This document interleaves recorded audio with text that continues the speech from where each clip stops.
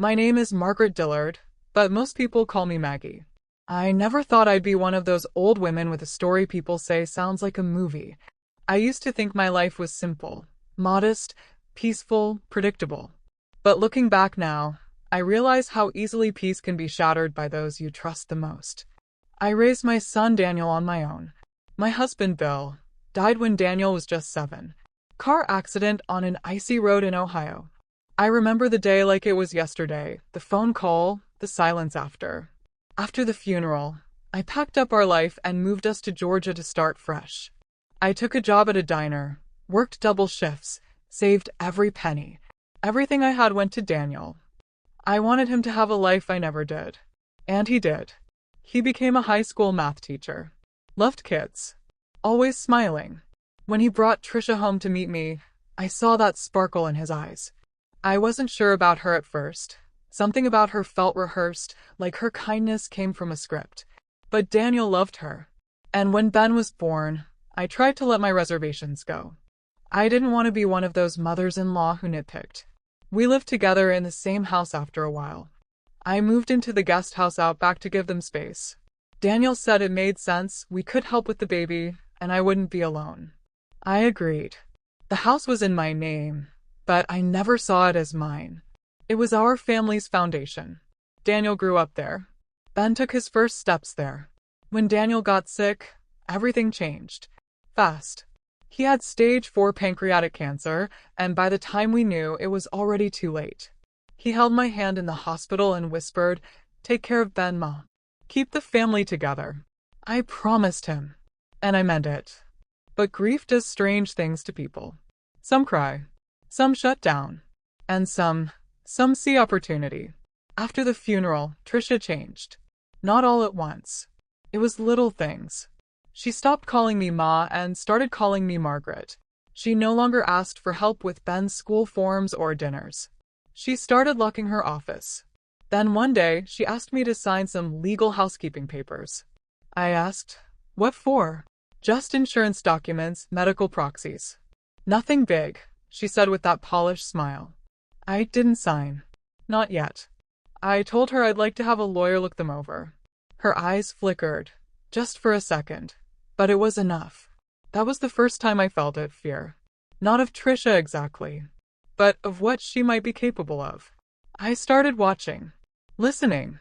I found shredded paper in the trash with my name on it. Heard whispered phone calls when she thought I was asleep. Then one morning, I caught her with a real estate agent in the driveway. "Just a friend," she said too quickly. That night, I made the hardest decision of my life. I went to the county clerk's office the next day and transferred the deed of the house to my grandson Ben. He was 19 in college, didn't know the weight of what I was doing. But I did. I knew. If Trisha wanted to play games, she'd have to play by the rules I quietly rewrote. But I didn't tell her. Not yet. Then came the day she brought me to what she said was a medical center for a routine evaluation. I remember the room was too white. Too cold. The doors locked behind me. "You can't go home just yet," a nurse told me. "Your daughter-in-law said you were unsafe. That you forgot to turn off the stove. That you wandered outside." Lies. Every one of them. And now I was trapped in a place I didn't belong, with no phone, no contact, no rights. I stared out the window that night, trembling. I wasn't crying. Not yet. I was angry. I was betrayed. And I swore right then that I wasn't done. Not by a long shot. The second day at the nursing home was worse than the first. I awoke disoriented, my bones aching from the stiff mattress, the scent of bleach and disinfectant lingering like bad memories. The food they brought in, lukewarm oatmeal with no salt, tasted like punishment. Every nurse wore the same manufactured smile, like they'd been trained to pacify inmates, not care for human beings. I wasn't crazy, but I knew the more I insisted that I wasn't, the more suspicious I'd seem. That was the most maddening part. Knowing the truth meant nothing if no one wanted to hear it. My room had a narrow window, just large enough to show me a piece of sky. Bars. On the outside. For my safety. But I knew what those bars really meant. Control. They didn't trust me to make decisions anymore. And maybe worse, they didn't want me to. Trisha had made sure I'd be cut off. No phone. No visitors. I wasn't even allowed to send mail without supervision. When I asked to call Ben, the nurse, a plump woman with pitying eyes, just smiled and said, "Not during your evaluation period, dear. It's policy. Policy." The word sounded like a steel door slamming shut. I spent the next several days trying to stay calm, watching the other residents with quiet horror. Some seemed numb, others wandered the halls like ghosts. Their eyes were vacant, their voices brittle. This place didn't help people. It drained them, wore them down until they forgot what freedom felt like. That's when I met Loretta. She rolled into the recreation room in her wheelchair like a storm, eyes sharp as pins, hair still dyed jet black despite her age.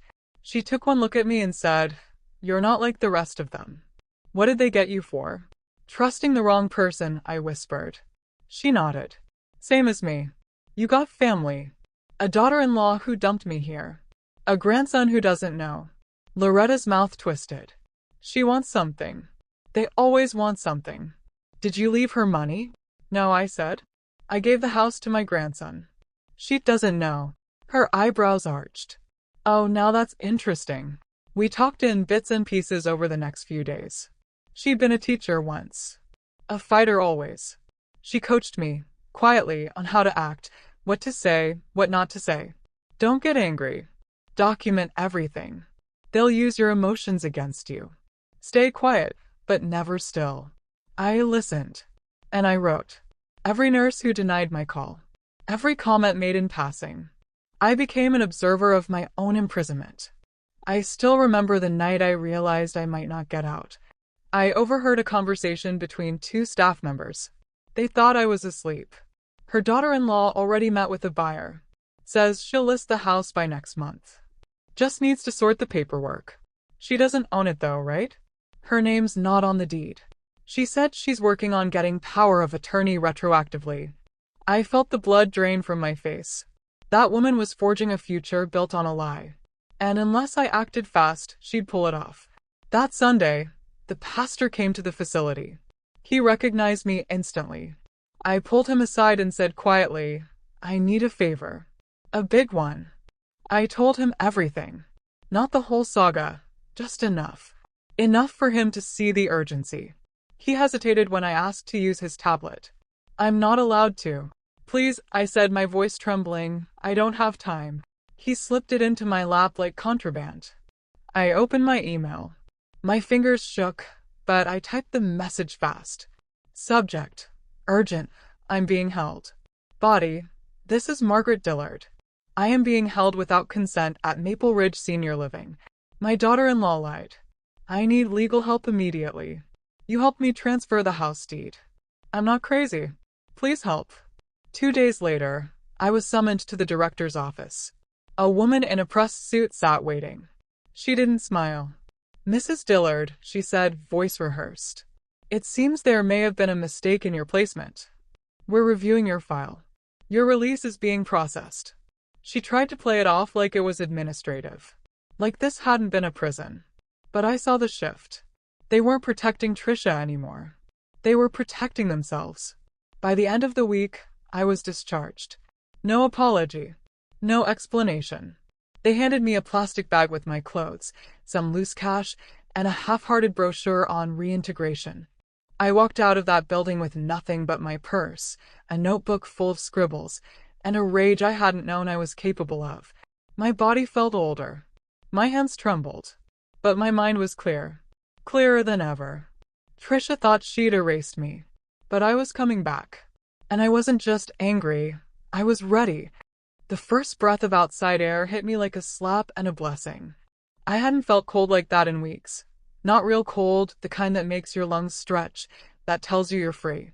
I stood on the sidewalk in front of Maple Ridge, clutching my plastic bag and that cheap reintegration brochure, watching the cab pull up. No one had come to pick me up. Of course not. Trisha didn't expect me to walk out of that place alive. I climbed into the cab with a pain in my hip and a fire in my chest. "Where to, ma'am?" "Home," I said. When the house came into view, my stomach knotted. It was the same house I'd scrubbed floors in, raised my son in, buried my husband's memory in. Now it looked unfamiliar. The rosebush Daniel planted out front had bloomed without me, defiantly, like a quiet reminder that life went on with or without you. Porch lights were on, curtains drawn. There was life inside, but not my kind. I walked up the steps, still holding the keys I never gave up. But the lock had been changed. That was my second slap of the day. I rang the doorbell. Once. Twice. On the third ring, the door opened. Trisha stood there in a silk robe, eyebrows raised, wineglass in hand, manicured as always. The sight of her in my doorway, so casual in her treachery, boiled something in me I didn't know I still had. "Oh," she said flatly, like she was answering a stranger. "You're back." I stepped forward. She didn't move. "You changed the locks." "Yes," she said. "You weren't supposed to come back. This is my home." She sipped her wine, smirking. "It was. Now it's mine. You've been declared unfit. Legally. I have the papers." I stared at her, trying to understand how she could be so calm, so rehearsed in her cruelty. Like she believed her own lies. Her performance was polished. Cold. Like she'd practiced for this moment in the mirror. "Is Ben here?" "He's at school. And he doesn't need to know about this little visit." That was when I snapped. The weeks of silence, of being treated like a child, of people deciding for me and about me, it broke something wide open. My voice shook, but it wasn't fear. It was fury. "You don't get to lie to that boy. You don't get to erase me. I gave him the house. You just don't know it yet." Her face dropped. A flicker of confusion cracked through the mask. Then rage. "What did you say?" "You heard me. Check the title. Go ahead. Call a lawyer. You'll find out you've been sipping wine in a house that doesn't belong to you." I turned around and walked back down those steps. Each footfall was thunder in my ears. She didn't call after me. She just stood there, her robe catching the wind, her hands trembling. Good. Let her feel that cold for once. I didn't go far. I stayed with Loretta's niece for 2 days. She gave me tea, space, and silence. Meanwhile, my lawyer filed the official paperwork to notify Trisha, a quiet bomb in a manila envelope, delivered right to the doorstep she never owned. Ben called me the next night. "Grandma? Mom said you came by. What's going on?" I took a deep breath and told him everything. My voice cracked when I said I missed him. I cried the way I hadn't allowed myself to since Daniel's funeral. Ben was quiet for a long time. Then he said the 4 words I had been desperate to hear. "I'm coming home. Tomorrow." He arrived the next day with a duffel bag and a hardened expression. 19, and suddenly older. He stepped into the house like a soldier returning from battle. And when he looked Trisha in the eye, he didn't flinch. "This house belongs to me." "You're confused," she said, faltering. "You're being manipulated." "No," Ben said, handing her a copy of the deed. "You are? This house was never yours. And what you did to Grandma, putting her away like she was disposable, I'll never forgive that." She screamed, cried, accused, threatened. But it didn't work. Her world was made of paper lies, and we had brought fire. She packed her things in fury and slammed the door behind her. Like a thief caught in daylight. We changed the locks again. Ben and I sat in the living room that night, in silence, just listening. The hum of the fridge. The distant sound of cicadas. The house breathed again. "I'm sorry I didn't know," he said. "You're here now," I told him. "That's what matters." But peace doesn't return that easily. It comes in pieces after storms. Because Trisha had already done damage. Real damage. I found unopened letters in the drawer. Bills. Legal notices. Letters from banks. Threats of foreclosure. She had taken out a home equity loan using Daniel's name. Forged documents. Faked signatures. Squeezing every last drop of value from the house before she could sell it out from under us. She didn't expect me to be alive to fight it. But I was. And now, she'd learned that Margaret Dillard wasn't a woman who disappeared quietly. She tried to bury me. She forgot I was seed. And seeds know how to rise. Ben and I didn't speak much the first few days after reclaiming the house. We moved like ghosts through the halls, restoring what was ours, quietly, reverently. There were no grand declarations, no cheers. Just the slow, sacred act of reclaiming space that had been poisoned. We opened every drawer, every cabinet. We pulled out Trisha's paperwork, bills, overdue notices, and a thin folder from a shady financial firm. Inside, we found the worst of it. A $90,000 loan taken out against the house, signed with Daniel's forged signature. Trisha had already pulled out half the money. The rest was frozen, pending investigation. My stomach twisted. She wasn't just cruel, I whispered to Ben. She was calculating. He didn't respond. He didn't need to. I could see it in his eyes, the weight of betrayal, the fire of protection. The next weeks blurred into meetings with lawyers, investigators, and bankers. My hands, once used for cooking and planting, now trembled over legal forms and affidavits. But I didn't let them see me falter. I dressed sharp, spoke clear. Every time they said, "Are you sure you want to pursue charges?" I looked them dead in the eye and said, "She tried to steal my life. This is me taking it back." The court case didn't take long to build. Fraud, forgery, elder abuse. She had left a trail so clear a blind man could follow it. The irony? She had done everything so confidently, so publicly, thinking I'd never return. Trisha was served in the middle of a yoga class, I heard. She had the gall to deny everything at first, claimed I was delusional, that I'd forgotten what I'd signed. But the notarized deed to Ben, the security camera footage at the courthouse, and the paper trail she left told another story. The media picked it up. Widow escapes nursing home, exposes daughter-in-law's fraudulent scheme. Reporters called. I didn't answer. I wasn't doing this for attention. I was doing it for every elder who's ever been silenced. Ben started taking the bus to his college classes from our house again. Each morning, he'd kiss me on the cheek and say, "See you tonight, Grandma." Those simple words held me together more than he could ever know. I baked again. I wrote in a journal. I planted new roses, ones Daniel never saw, ones Ben could one day show his children. In court, Trisha showed up looking like a caricature of herself. Tight bun, oversized sunglasses, crocodile tears. She claimed stress, grief, mental instability. But none of that erased the forged signature, or the fake POA documents, or the loan. She was sentenced to 3 years probation and 6 months of house arrest. It wasn't the full punishment I'd dreamed of, but it was something. Enough for the world to know what she had done. Enough to make sure she never touched what wasn't hers again. I walked out of that courtroom with Ben at my side. The sun was warm that day, unseasonably so. I closed my eyes and let it hit my skin. I hadn't felt this alive in a long time. "What now, Grandma?" Ben asked me. I smiled. "We built something new." And we did. We turned the guest house into a small tutoring center. Ben tutored math. I made snacks.